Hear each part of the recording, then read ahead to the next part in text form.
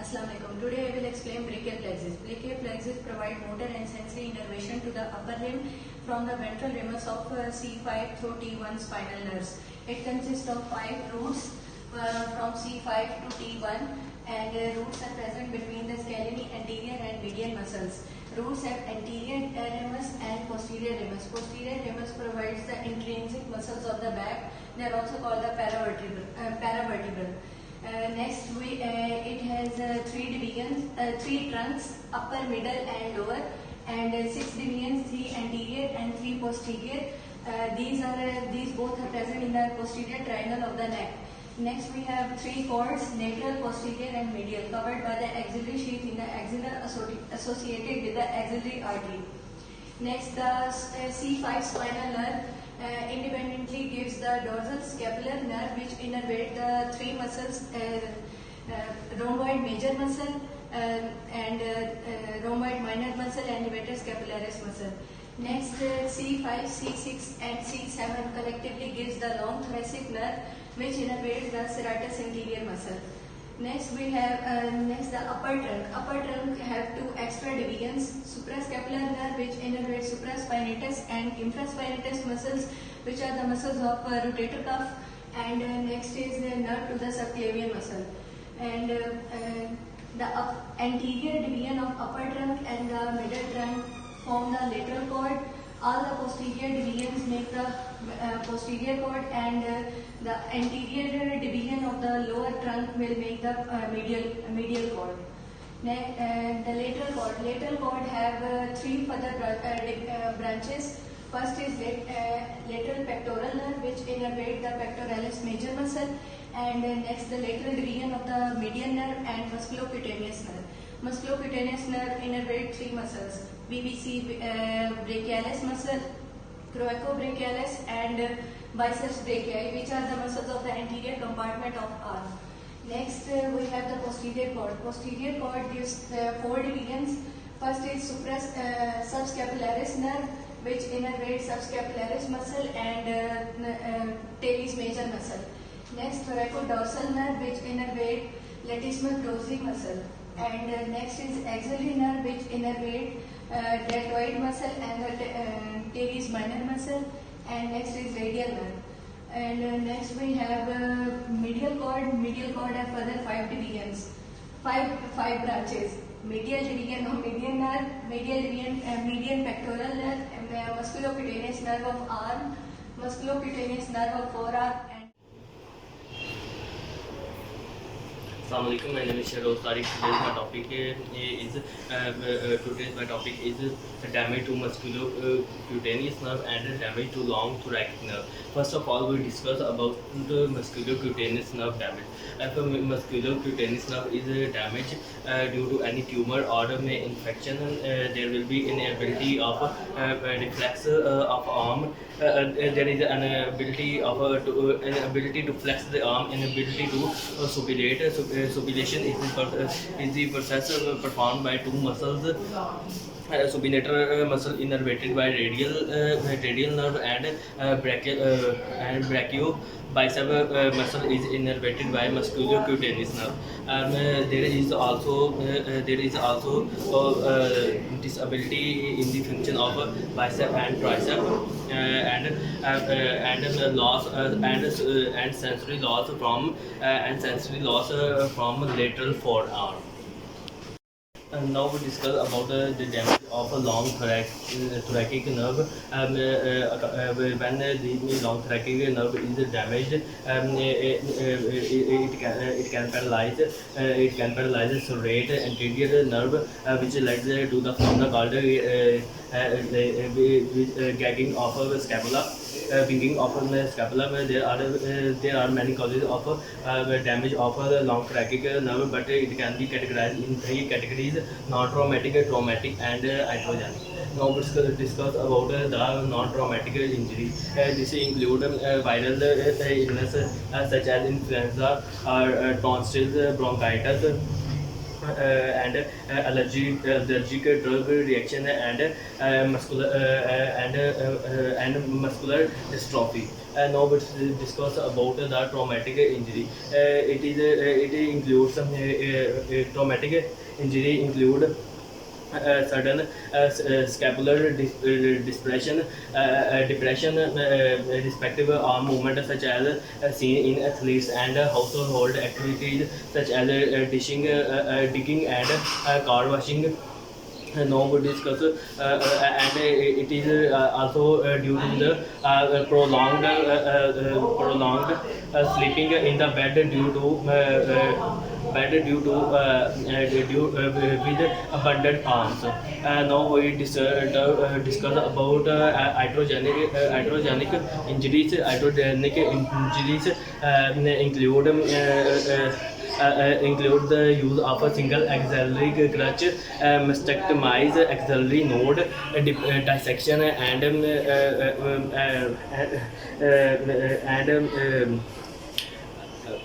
it also include pneumothorax.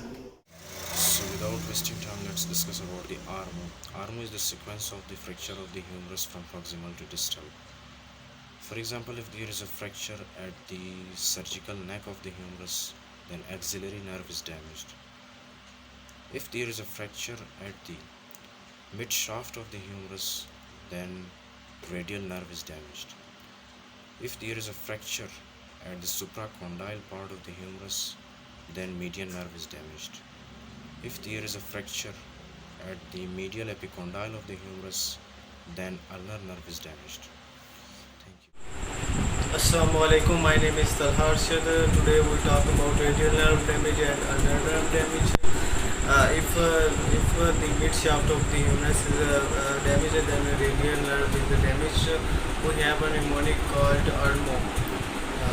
If the surgical neck of the humerus is damaged, then the axillary nerve is damaged. If the mid shaft of the humerus is damaged, then radial nerve is damaged. If the supracondylar region of the humerus is fractured, then the medial nerve is damaged. And finally, if medial epicondyle of the humerus is damaged, then ulnar nerve is damaged.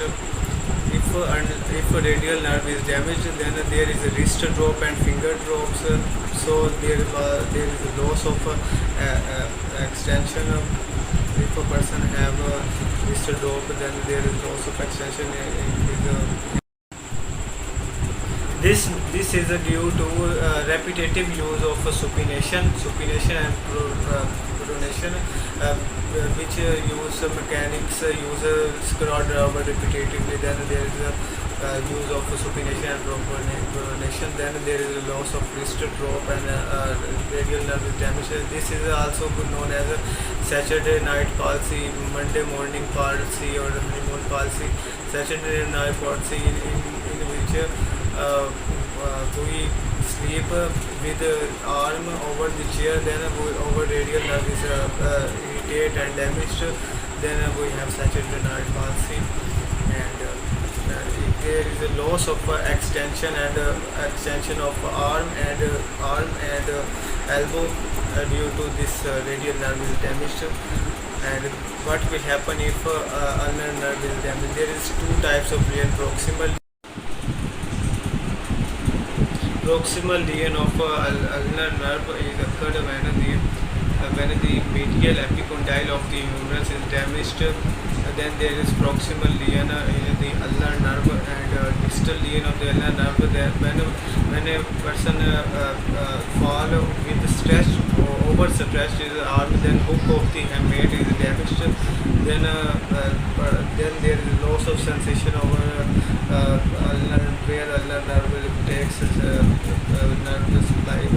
There is loss of sensation completely, and this is we talk about of ulnar nerve damage.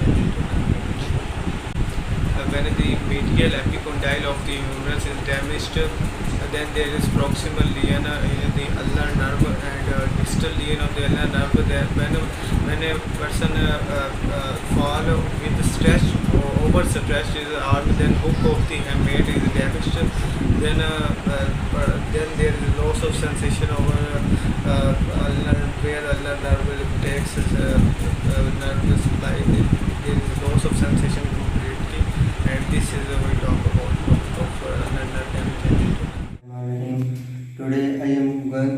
discuss about what happens if there is a damage in the following nerves in the brachial plexus.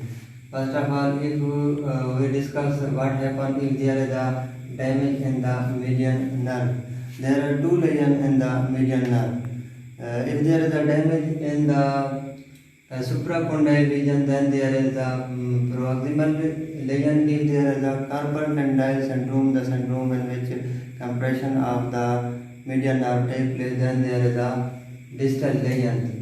If there is a damage in the median nerve, then it causes the loss of sensation from lateral to lateral 3/1/3 of the fingers and tendon wrist and the lateral finger flexation. Now we discuss what happens if there is a axillary nerve damage or the cervical neck of the humerus is damaged. It causes the anterior dislocation, flattened deltoid muscle, and loss of sensation from the lateral arm. Cannot abduct his or her arm above the 15 degree and frozen shoulder. Then one ring, thenar and the hypothenar muscles. First of all, thenar muscles. Thenar muscle mnemonic is OAF. O is the oponens pollicis muscles, A for abductor pollicis brevis muscles, and F for flexor pollicis brevis muscles. These three are the thenar muscles and innervated by the medial nerve. And the hypothenar muscles, the mnemonic of the hypothenar muscles is OAF. O for oponens digiti minimi muscles, and A for abductor digiti minimi muscles, and F for flexor digiti minimi muscles. These three are the hypothenar muscles and innervated by the ulnar nerve. Total muscles in hand in 19. Out of 19 muscles, 14 muscles are innervated by the ulnar nerve, and the remaining 5 muscles are innervated by the medial nerve. Distortion of hand with respect to the distal and proximal lesions of median nerve and ulnar nerve. The thumb, the index finger and the middle finger is innervated by median nerve, and the little finger and the ring finger is innervated by ulnar nerve. To check the distal lesion in the patient, we ask the patient to extend his finger. If he extends his finger normally, then the patient is normal. But if he extends his fingers like this, then there is a distal lesion in the median nerve, and this is called median claw. And if he extends his fingers like this, then the ulnar nerve is damaged, and this is called ulnar claw. If the patient cannot extend any of his finger, then there is a complete claw. To check the proximal lesion in the patient, we ask the patient to make a fist. If he makes a fist like this, then the patient is fine. But if he makes fist like this, then there is a proximal lesion in the ulnar nerve, and it is like okay gesture. And if the patient make a fist like this, then there is a proximal lesion in the median nerve, and it is like benediction. Here is Anwar Abidin. I am the student of Osh International Medical University. Today's my topic Weser tips and syndrome and clumpic paralysis. Let's start. In this disorder, there paralysis to the muscle of the shoulder and the upper arm, and it happens when nerve that innervated the muscle and damage. People with this disorder have two arms stuck in the position of looks like a waiter and trying to get a tips. It's called Weser tip deformity.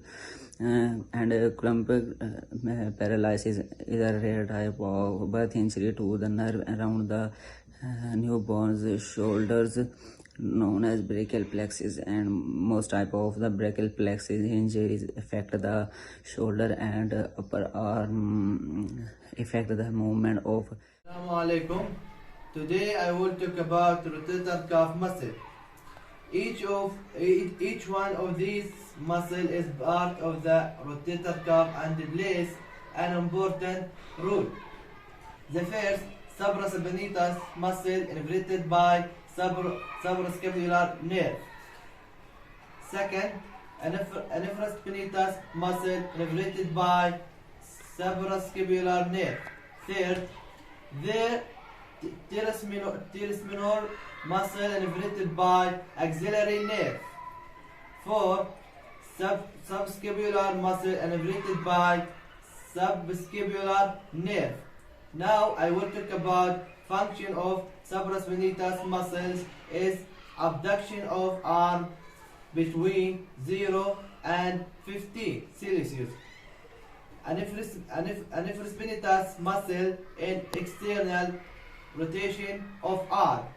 The teres minor muscle in both abduction and external rotation of arm between 15 and 90 Celsius. Suprascapular muscle in the adduction and internal rotation of arm. Thank you. Assalamu alaikum. My name is Ali Dev. I am a student of Post International Medical University. Today I will tell you something about carpal tunnel syndrome and carpal tunnel syndrome. So, without wasting any kind of time, let's start. The carpal tunnel syndrome is dislocation of unit bone and compression of median nerve. The reasons of carpal tunnel syndrome are unit bone dislocation, pregnancy, diabetes mellitus, acromegaly, masturbation. Now let's talk about tunnel sign of carpal tunnel syndrome. If there is a sharp pain by touching on the side of median nerve, then it's a sign for the carpal tunnel syndrome. Now let's talk about Fallon test of the carpal tunnel syndrome. The examiner possibly flex the patient wrist maximally but not over push. The second, while maintaining the shoulder in neutral and elbow in extension. Now let's talk about Cain-Turner syndrome. The Cain-Turner syndrome is a compression of ulnar nerve while passing through tunnel and happens with cyclists. Due to Cain-Turner syndrome, the metacarpal neck fracture in boxes because of strike with closed fist, also called boxes fracture, the most common fracture at 4th and 5th metacarpal. Thank you. Assalamu alaikum. Today we are want to talk about tennis elbow and golfer's elbow. Tennis elbow and golfer's elbow are both overuse injuries that are caused activated that requires repetitive motion of the arm and wrist. The difference between the two conditions lies in where the elbow is inflamed. Learn the causes, symptoms, and helpful types for treating them both. Both tennis elbow and golfer's elbow are formed of epicondylitis, an inflammation of tendons that attach to the elbow. Tennis elbow affects the lateral or outside epicondyle. Golfer's elbow affects the medial or inside epicondyle. Helpful tips for treating tennis and golfer's elbow. The first one is, for a sport-related injury, it could be helpful to learn the proper form from an expert such as tennis or golf professional. To consistently do exercise to gradually stretch and strengthen your muscles, especially those in the forearm. 3. Your doctor may recommend a cortisone shot. 4. Your doctor may also refer you to therapy to help you manage your condition. And the last one is, surgery could be an option after a year of unsuccessful treatment.